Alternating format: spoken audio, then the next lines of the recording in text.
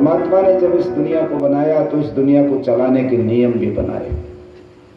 हमारा देश आज़ाद हुआ तो आज़ाद होने के बाद इस देश को चलाने के लिए संविधान बनाया गया।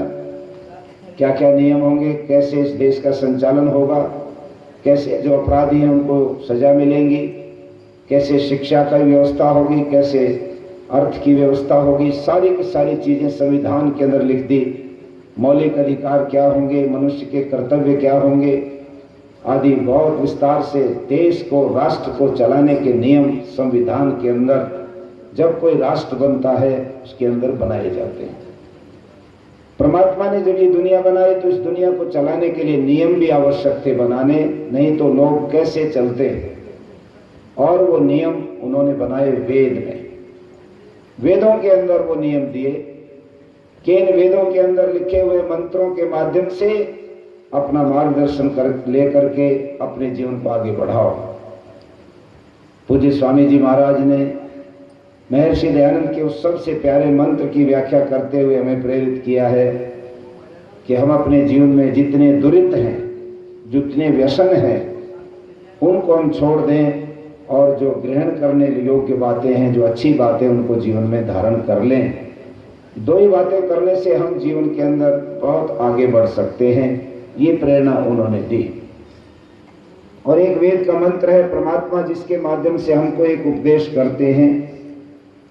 कितनी कमाल की बात है कि ईश्वर हमें उपदेश करते हैं, किसका उदाहरण देकर?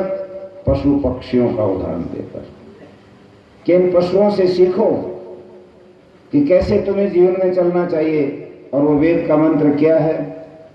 उल्लूक यातुम, शुश्लूक यातुम, जही शव यातुम, कोक यातुम, सुपर्ण यातुम, गृद्र यातुम, दृश्यदेव, प्रमृण रक्ष इंद्र। ये एक मंत्र है जिसमें परमपिता परमात्मा हमको निर्देश देते हैं कि इन 6 पक्षियों या पशुओं की आदतों को छोड़ दो। क्या है वो आदतें? सबसे पहला वो कहते हैं उल्लू की आदत। उल्लू जो शब्द एक पक्षी होता है, उल्लू के अंदर एक गुण अलग है जो मनुष्यों में नहीं होता। उल्लू को अंधेरा पसंद है, उसको अंधेरे में दिखता है, दिन में नहीं दिखता। जैसे सूर्य निकलेगा उल्लू को नहीं दिखाई देता, उसकी आंखें बंद हो जाती हैं और दिन भर आंखें बंद करके वो बैठा रहता है। जैसे ही अंधेरा आता है उसको दिखने लग जाता है। तो मनुष्य को परमात्मा कहते हैं उल्लू का जो स्वभाव है, उल्लू की जो चाल है, उसको छोड़ दो, अंधेरे से उजाले की तरफ आओ। अस्तो मां सद्गमय, अंधेरे से प्रकाश की तरफ चलो, क्योंकि हमारे जीवन में प्रकाश ही हमको सही रास्ते पर ले जा सकता है। और प्रकाश प्रतीक है ज्ञान का। हम ज्ञान को प्राप्त करें, अज्ञान को नहीं। हम लोग ईश्वर उपासना के मामले में भी समझे बैठे हैं, इस शरीर को हम अपने आप को माने बैठे, यह ज्ञान है। और कमाल की बात यह कि मनुष्य जिन वस्तुओं में सुख नहीं है उनमें तो सुख मानता है, और जिन वस्तुओं में दुख होता है उनमें सुख माने बैठा है। जिनमें दुख है उनमें सुख माने बैठा है। ये अविद्या है, ये अज्ञान है, ये अंधेरा है, इससे बाहर निकलो। तो कहते उल्लू की जो जाल है उसको छोड़ो। अंधेरा हमारे किस काम आता है? रात को सोने के सिवाय अंधेरे का कोई उपयोग नहीं है। सोते समय बिजली बुझा देते हैं कि भाई आंखों पे जोर ना पड़े, सो जाएंगे, तो लाइट ऑफ करके हम सो जाते हैं।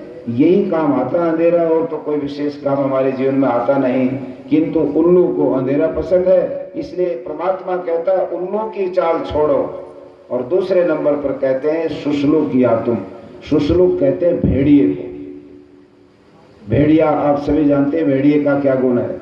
भेड़िए का गुण है अपने से कमजोर को डराना और अपने से ताकतवर से डरना। तो कहते हैं ये मनुष्य का गुण नहीं, ये भेड़िए का गुण है। भेड़िया एक जानवर है। इस भेड़िए के इस आदत को, इस चाल को छोड़ो। अपने से ताकतवर से हम डरते हैं और कमजोर को डराते हैं। कितना कमाल की बात है। हम मनुष्य हैं और हमसे थोड़ा सा ताकतवर आ जाए तो हमारी जो है एक तरह से चक्कर बन जाता है, हाथ जोड़ लेते हैं, उसकी तारीफ करने लग जाते हैं। और कमजोर आ जाए उसके ऊपर पूरी डांट लगाएंगे, उसको धमकाएंगे।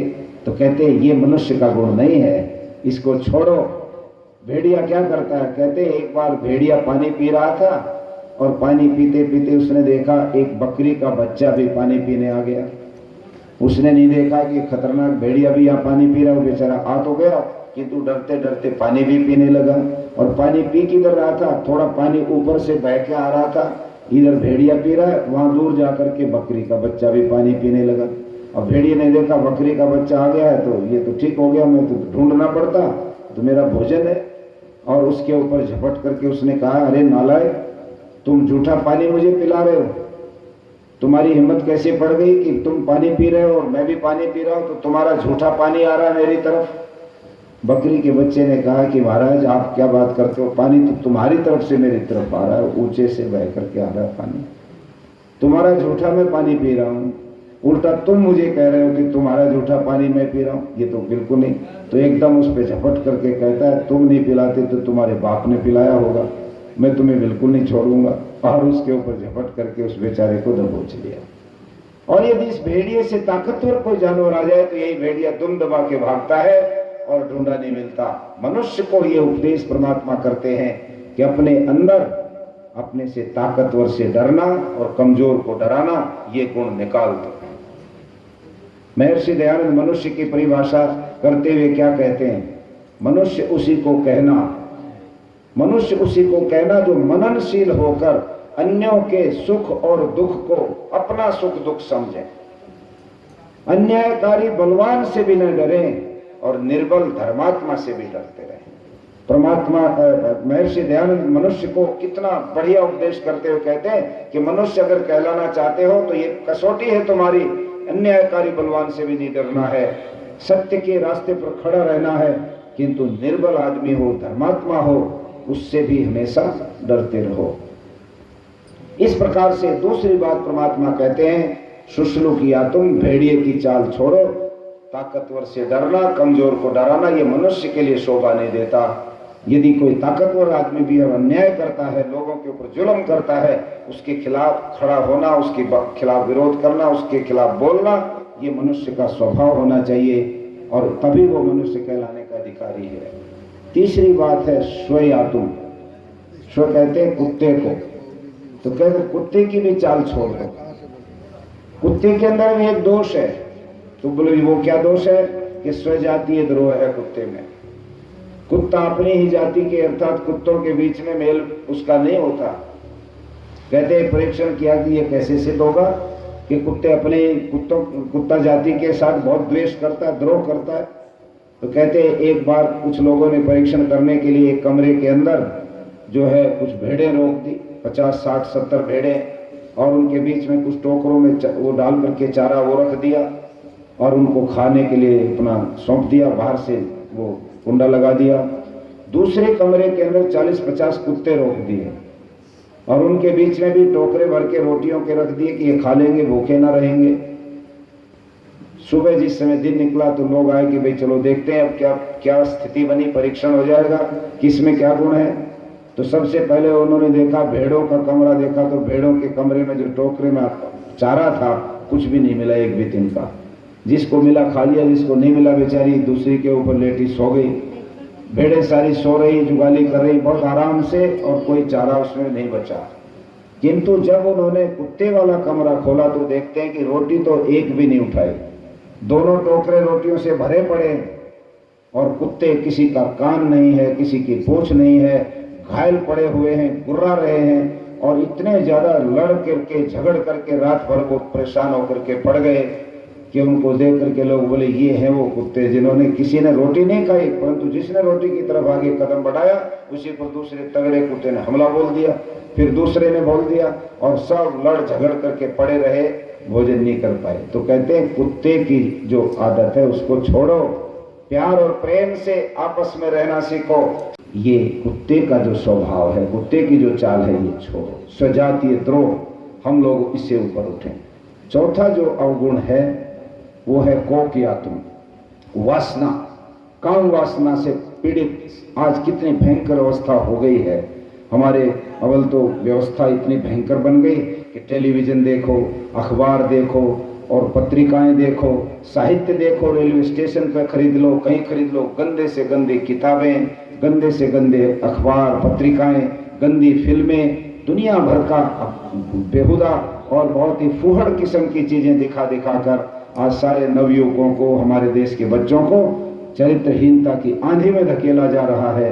और हर चीज खान पान से लेकर विचारों से लेकर सारा विकृत हो गया है। इसलिए परमात्मा कहते हैं वेद के माध्यम से, कोप या तुम, आप इस जो चिड़ा है, जो वासना का प्रतीक माना जाता है, इसकी आदत को छोड़ दो। अपने जीवन के अंदर संयम और सदाचार का जीवन बना करके अपने जीवन को आगे बढ़ाओ। अपने संतानों को योग्य बनाओ, चरित्रवान बनाओ, उनको ब्रह्मचर्य का महत्व बताओ, उनको ठीक समय पर उठना, ठीक समय पर सोना, कैसे बच्चों में उनको खेलना, कैसे बच्चों में बैठना, क्या खाना, क्या विचार करना, सारी बातें समय पर बताई जाएं। इस प्रकार से माता पिता, शिक्षक आदि बड़े लोग बच्चों को अगर ठीक संस्कार दें तो वो चरित्रहीनता से बचेंगे और चरित्रवान बनेंगे। परमात्मा कहते हैं इसकी तरफ ले जाओ। चौथी बात वो कहते हैं सुपर्ण यातुर। सुपर्ण कहते हैं गरुड़ को, और गरुड़ एक पक्षी होता है जिसको अपने नूर के ऊपर, अपने सौंदर्य के ऊपर बड़ा अभिमान होता है। कहते हैं ये जो गरुड़ की तरह से अभिमान की, जो अहंकार की जो भावना है, इसको भी छोड़ो। अहंकार दुनिया के अंदर किसी का नहीं चला। अहंकारी जो भी व्यक्ति दुनिया के अंदर आया वो हमेशा एक प्रकार से पतन के नीचे गया। चाहे रावण था, चाहे दुर्योधन था, अहंकारी व्यक्ति इस दुनिया के अंदर कभी भी नहीं टिक सका। इसलिए कभी किसी चीज का अहंकार हमारे अंदर नहीं आना चाहिए। हमारे पास धन हो गया, ईश्वर ने हमारे ऊपर कृपा की, खूब हम धनवान हो गए, परंतु उस धन के अहंकार मत करो। पता नहीं कब किस अवस्था में आदमी का धन चला जाए। हम देखते हैं आज बड़े बड़े धनवान देश के, सुब्रत राय सहारा, कितनी दुनिया भर की संपत्तियां उसकी थी, आज जेल के अंदर पड़ा हुआ है और लोगों का लिया हुआ धन वापस नहीं लौटा पा रहा। सुप्रीम कोर्ट कहता है 5-5 हजार करोड़ रुपए की उसको देते हैं किस्तें, इतना रुपया जमा कराओ तो 1 महीने फिर तुम्हें जमानत मिलेगी, वरना जेल में जाओ। जो व्यक्ति डनलप के गद्दों पर सोता था, बड़े बड़े महलों में रहता था, जो जेल के अंदर एक छोटी सी 6 फुट बाई 4 फुट की कोठड़ी में पड़ा हुआ है। इसलिए धन का अभिमान किसी को नहीं करना चाहिए। मलाया जो हवाई जहाज चलाता था, शराब का सारे देश का सबसे बड़ा जो वाइन किंग माना जाता था, आज वो लंदन में पड़ा हुआ है, भारत में आ नहीं सकता, उसके वारंट हो रखे हैं और पुलिस उसको वहां से भी पकड़ के लाना चाहती है, बंद करेगी। और भी बहुत सारे लोग धन में जो शराबखोर थे, ये धन का जो अहंकार है, विद्या का अहंकार है। बहुत सारे लोगों को अपने विद्या का इतना अहंकार हो जाता है, वो किसी की बात को स्वीकार करने को तैयार ही नहीं। या किसी के अंदर शरीर का बल हो, बड़े बड़े शरीर के बलधारी भी बहुत मात खाते देखे हमने। इसलिए अहंकार किसी भी चीज का हमारे जीवन में नहीं आना चाहिए। जो व्यक्ति बड़ा होता है वो विनम्र होना चाहिए। कहते हैं फल जिस पेड़ पर लगते हैं वो पेड़ झुक जाता है, और जो ठूंठ होता है बिल्कुल जिस पर कोई फल नहीं होता और सीधा ठूंठ खड़ा रहता है। हम सूखे न बने, हम विनम्रता से और पूरी तरह से अपने जीवन के अंदर इस तरह का उदारता ला करके अगर अपने आप को बनाएंगे तो वेद कहता है अहंकार से बचो। सुपर्ण या तुम गरुड़ जैसा अहंकार मत करो। कईयों को अपने सौंदर्य पे बड़ा अहंकार होता है, किंतु क्या है ये सौंदर्य? तो 2 दिन का खेल है। ये सौंदर्य जब आदमी का बदलता है तो लोगों को नफरत हो जाती है कि यही थी वो सौंदर्य जिसमें से कुछ भी नहीं निकला। ऐसे बड़े दृष्टांत हैं, समय इतना नहीं कि वो दृष्टांत दे के मैं बताऊं, किंतु किसी भी चीज का अहंकार अपने जीवन में नहीं आना। गुणों का सम्मान होना चाहिए, व्यक्ति में गुण कितने। और आखिरी बात कहते हैं गिरद्रिया तुम, गिद्ध की तरह से जो लालची स्वभाव है, लोभी स्वभाव है, उसको छोड़ो। वेद कहता है गिद्ध के समान लालची मत बनो, लोभी मत बनो। और मुझे यहाँ पर वो याद आती है कहानी की, राजा भोज के पिता जिस समय मृत्युशैया पर थे, भोज गुरुकुल में पढ़ रहे थे और भोज के पिताजी का अंतिम समय आ गया। उस समय भोज ने अपने भाई मुंज से कहा कि भोज के पिता ने अपने भाई मुंज से कहा कि मेरा बेटा भोज जब पढ़ करके समावर्तन संस्कार के बाद आ जाए उसको राजगद्दी सौंप देना, तब तक तुम्हें मैं राजगद्दी सौंप के जाता। अपने भाई को राज सौंप दिया, किंतु कह दिया कि बेटे को बना देना जब वो पढ़ करके योग्य बन जाए, विद्वान बन जाए। अब मुंज के मन में लालच आ गया, भाई तो मर गए, किंतु मन में आ गया कि अब सारी संपत्ति का मालिक मैं बनूंगा, मुझे क्या जरूरत है भोज को यहाँ बैठाने की। फिर मेरे जैसा मूर्ख और कौन होगा जो भोज को अब भी आकर के राजगद्दी सौंप देगा। उसके मन में जब लालच आया तो उसने अपने सिपाहियों को बुलाया और कहा, जाओ उस आचार्य को ये चिट्ठी दे देना, भोज जहाँ पड़ता है कि भोज को उनके चाचा मुंज ने बुलाया है, वो उसके एक बार मिलना चाहते हैं, उससे प्यार करते हैं। और जब भोज को सिपाही लेकर के आए तो जंगल में ले गए, उनको आदेश था कि उसको मार देना और उसकी आंखें निकाल करके ले आना। भोज के सामने सिपाहियों ने कहा कि भाई तुम इतने अच्छे लगते हो, तुम इतने बढ़िया तेजस्वी चेहरा तुम्हारा देख करके, मासूमियत देख करके हमारा दिल कांप रहा है कि हम क्या करें। भोज ने कहा, क्या बात है, क्यों विचलित हो रहे हो? कि तुम्हारे चाचा मुंज ने हमको आदेश दिया कि हम तुम्हें जान से मार दें और तुम्हारी आंखें निकाल करके उनको दिखा दें, वो तुम्हें जीवित नहीं देखना चाहते। आप बताओ, राज का आदेश माने या अपनी आत्मा की आवाज माने? भोज ने कहा कि आदेश राजा का मानो, किंतु एक काम कर लो, थोड़ी देर का समय दे दो, मुझे तुम बांध दो यहाँ रस्सी से इस पेड़ पे, एक सिपाही छोड़ दो और ये हिरण मरा पड़ा है, इसकी आंखें निकाल लो, इसको ले जाना, चाचा को दिखा देना कि ये मार दिया, किंतु मैं एक चिट्ठी लिख के दूंगा, वो चिट्ठी पढ़ा देना। अगर चिट्ठी पढ़ने के बाद उसका हृदय परिवर्तन हो जाए तो तुम आकर के मुझे जीवित ले जाना, अगर वो फिर भी परिवर्तन ना हो तो मुझे आकर के जान से मार देना। तुम्हारा काम बन जाएगा, तुम्हारी नौकरी भी पक्की हो जाएगी और उसकी भी इच्छा पूरी हो जाएंगी। इनके मन में ये बात समझ आ गई और इन्होंने भोज को, छोटे बच्चे को, गुरुकुल का ब्रह्मचारी है, उसको बांध दिया और उस हिरण की आंखें निकाल कर कपड़े में लपेट ली। और भोज ने एक चिट्ठी लिखी, मेरे प्यारे आदरणीय चाचा मुंज इस दुनिया के अंदर मानधाता राजा हुए, इस दुनिया के अंदर मर्यादा पुरुषोत्तम राम हुए, रावण हुए, दुर्योधन हुए, दुशासन हुए, भीष्म पितामह जैसा बलशाली व्यक्ति हुआ, किंतु कोई भी इस दुनिया से जाते समय कुछ भी अपने साथ लेके नहीं गया, खाली हाथ गया।